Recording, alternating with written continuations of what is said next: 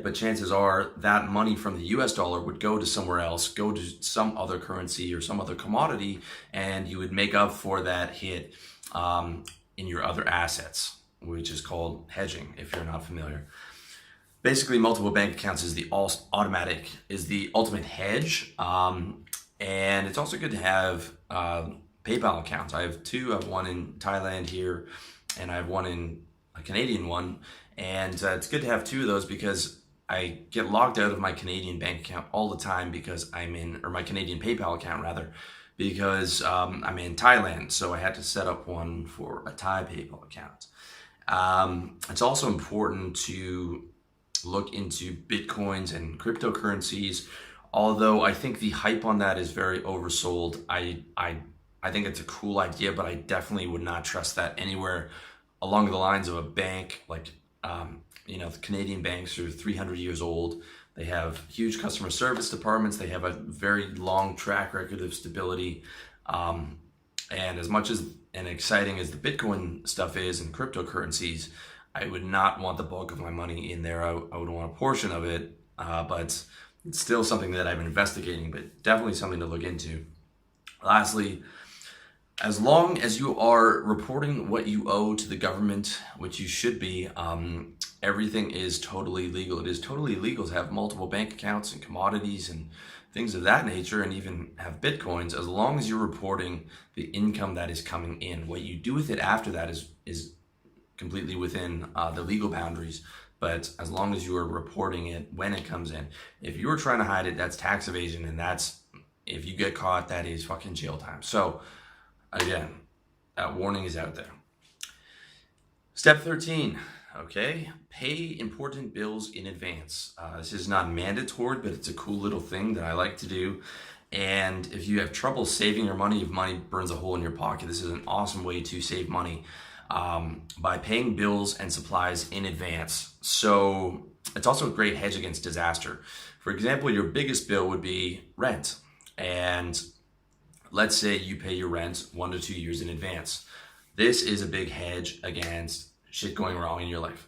And it's also sort of a comforting thing. You're like, well, no matter what happens, I've got the next 2 years of living expenses paid. The same goes for your website hosting. If you are running an online business, your website hosting is very important. And you could be a situation where you're paying 1 to 2 years in advance, or even certain companies have lifetime deals, and you can save a fortune off of buying lifetime hosting. I think on mine, WPX Hosting, they had an advertisement for something like $1,000 or maybe $2,000 for lifetime hosting, and that can be a very good way to go about it. And you can actually save a lot of money in the process. You can negotiate a discount both on your rent and on your hosting if you pay far enough in advance.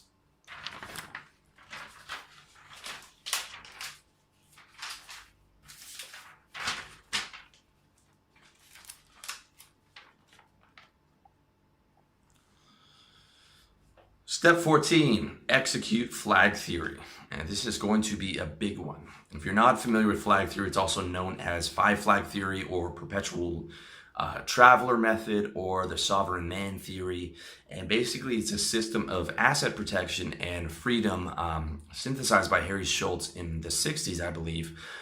And if you want to check out an excellent article, check out the article on the flagtheory.com site that is linked to in my article on planning your financial future on revolutionarylifestyledesign.com. And if you're going through this video series, I highly recommend you check out the article on my site because it has all the links and it has a lot of relevant information for you. So basically, there's a couple different sites you can look at to get an idea. There's flagtheory.com, there's Nomad Capitalist, there's International Man. And these are guys who are specialists in flag theory, but I'm going to give you a basic outline because this is going to be a very important part of the more hardcore financial planning that you're going to be getting into when you're making a lot of money. Now, if you don't have a lot of money right now, that's okay, but it's good to start doing your research now, and it's good to be able to see the vision that you want for the future, because that way you can sort of get that tunnel vision and plan your life and your businesses around how that's going to look. But with that said, This is something that you're never going to want to rush into. It is advanced, it's complicated. You're going to want to do a lot of research. And when you actually do pull the trigger on any of these flags, you definitely want to consult with a professional before you're making a big move. And you want to consult with a guy who's fucking good. And that means he's going to charge you like $1,000 an hour, not some fucking clown at H&R Block, because they're going to, they wouldn't know their head from their asshole. This is serious shit. And again, guys, this is something where you want to do it legally. You can do all this stuff legally. And if you have someone who's really good, they are not going to be putting you into stuff that's illegal. But, also, of course, do all of your own research as well. So without further ado, step 14A, flag 1, get multiple passports. The main reason you want multiple passports is if shit goes down in your country, either politically or personally or professionally. You just want options, and there's nothing wrong with having options. The second reason is living options. For example, if you have an Irish passport, that means you can live anywhere in the Eurozone. That is very fucking convenient. You can do it without having a visa, or you can just go there, work on your own online business and live there for 6 months of the year because the weather's really nice in Spain or the south of France for that particular time. It is a big asset. The easiest passport to get is the genetic lottery passport. If you have parents who are Israeli or Jewish, you can get Israeli passports, Italian, Hungarian, Irish, Polish, Australian, German. You have a shot at getting those passports relatively easily. The next is time spent in the country. Paraguay, Uruguay, Brazil, Ecuador, and Argentina are all options. And thirdly is cash. If you have a lot of money, you can buy a fucking passport in Dominica, St. Kitts, Nevis, and Malta. Might not be the same by the time you get around to doing it, but there are options to buying those passports in cash. Step 14B, flag 2, get offshore residency. Okay, guys, residency is not the same as citizenship. The passport is harder to get, but residency just means you can live there without fucking around with, visas every 90 days. And if you want to live somewhere long term, it makes a lot of sense to get residency as well as for tax purposes. And you want to be able to plant your residency, your flag 2, in a low tax jurisdiction. Monaco, Singapore, and Hong Kong are all good examples. A cheaper option is the Philippines, which has easy residency, especially if you have a Western passport, and it has no tax on foreign sourced income. So if you're making money in the US, the Philippines will not tax you on that, at least as of the publication date of this video and audio. And that is known as tax residency, where you notify your government that you're becoming a tax resident of another country. Okay, you're still keeping your Canadian or Australian citizenship, but you're notifying the government that you're becoming a tax resident of another country. And that is a relatively complicated procedure, but if you do it and go live in the Philippines, or you don't have to, you wouldn't even have to live there all year round, but you could just establish residency there, then you can get a situation where you're not having to pay any taxes, assuming that your government does not tax you on worldwide income if you are a non-tax resident. With that said, establishing foreign tax residency is not always easy, it's not always possible, and it definitely depends on your country.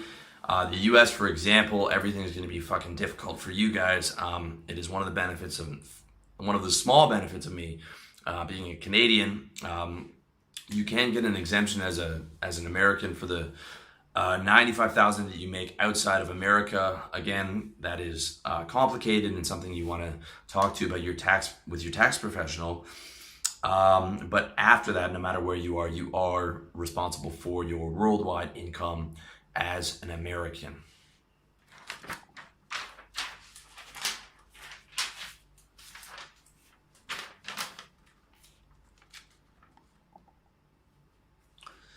There is a lot more on tax residency. It is a complicated subject, and just getting residency in countries is a complicated subject. Again, I want to recommend those flag theory type of sites for you to really go in and do your research if this is something you're interested in, as well as talking to professionals. Step 14C, incorporate your business offshore, out of country if possible for you. This is the third flag, and it's an offshore company in ideally a low tax jurisdiction. Hong Kong, Singapore, BVI, Belize, and Nevis are all popular options. You can function as a sole proprietor until then, depending on your business. Okay, again, that's not legal advice, but in the initial stages of your business, you can function as a sole proprietor, unincorporated, especially if it's a service business, but move to an incorporation model eventually. And this is 100% legal as long as you pay what you owe. Tax avoidance, which is what we're talking about, is minimizing the amount of taxes that you legally owe by structuring your assets and your businesses in the ideal method for you. Tax evasion is hiding what you owe in other countries and not declaring it, and it's 100% illegal, and it will, if you get caught, that is fucking, you can end up in jail for that, okay? So that is not what we're recommending. We're recommending tax avoidance, which is legally minimizing your taxes. Now, if you're not familiar, many major corporations and companies, if not all, structure their taxes like that, like incorporating offshore. Companies like Google are incorporated in Ireland and the Netherlands because they save, 15% on taxes.